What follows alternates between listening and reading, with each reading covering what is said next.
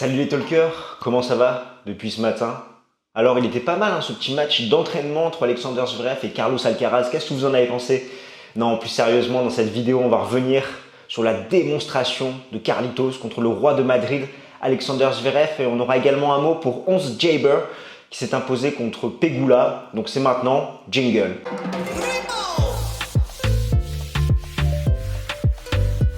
Avant tout, laisse-moi me présenter, moi c'est Constantin et bienvenue sur Games Talk. J'aide les passionnés de tennis comme toi à décrypter l'actualité de la petite balle jaune. Alors si c'est quelque chose qui t'intéresse, n'hésite pas à smatcher le bouton pour t'abonner. Comme tu l'auras compris dans cette vidéo, nous allons revenir sur les deux finales de Madrid, donc qui opposaient Alexander Zverev contre Carlos Alcaraz ainsi que Ons Jabeur contre Pegula. Carlos Alcaraz a tout simplement détruit Alexander Zverev en 1 h et 4 minutes, 6-3, 6-1. Il a joué avec l'Allemand qui n'est pourtant pas un peintre, troisième mondial, 2 titres à Madrid, seulement 2 défaites à chaque fois au set décisif contre Cuevas et Tsitsipas. Et pourtant, Carlitos n'a peur de rien. C'est vraiment impressionnant ce qu'il est en train de faire. Certes, l'Allemand devait être émoussé d'avoir fini son match à 1 h du matin. La programmation ne l'a pas aidé. Mais on a un Carlos Alcaraz qui a fait un match tout simplement monumental, qui a exposé les lacunes de son adversaire. Il y avait 2 options. Soit Alexander Zverev se serait montré agressif, aurait pris la balle tôt et fait reculer son adversaire, soit au contraire, il serait reparti dans ses travers en se montrant passif, loin derrière sa ligne, friable en coup droit et avec une très faible seconde balle. Et c'est ce Alexander Zverev qu'on a eu. Et l'Espagnol n'en demandait pas tant finalement. Avec sa puissance côté coup droit, il a totalement exposé les lacunes côté coup droit de son adversaire, beaucoup trop friable. Il a profité de la position lointaine pour glisser quelques amortis.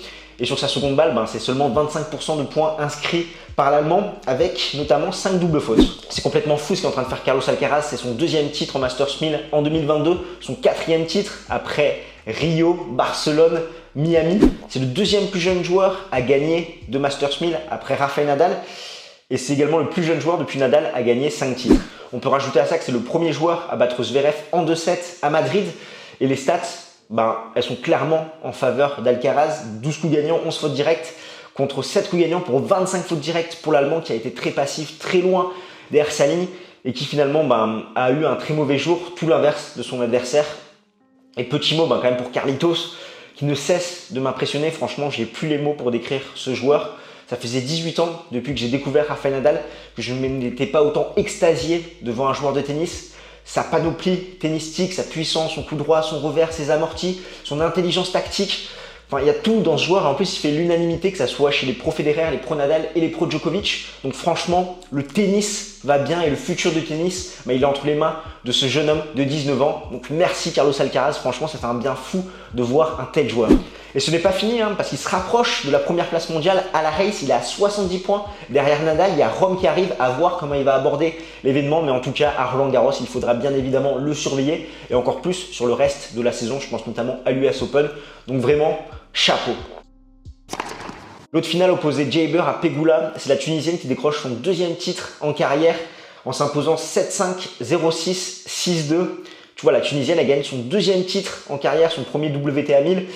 Et Alcaraz, lui, il est déjà à son 5e titre et son 2e titre en Masters 1000 en 2022. Franchement, c'est fou. Donc voilà, quand tu vois un petit peu cette comparaison, Jabeur qui a vraiment un style de jeu particulier, qui a cette puissance du fond du court et qui tout d'un coup va te casser le rythme avec l'amorti. C'est exactement ce qu'elle a fait tout au long de cette semaine et notamment contre Pegula. Pegula qui a montré des choses intéressantes dans le second set en termes d'agressivité.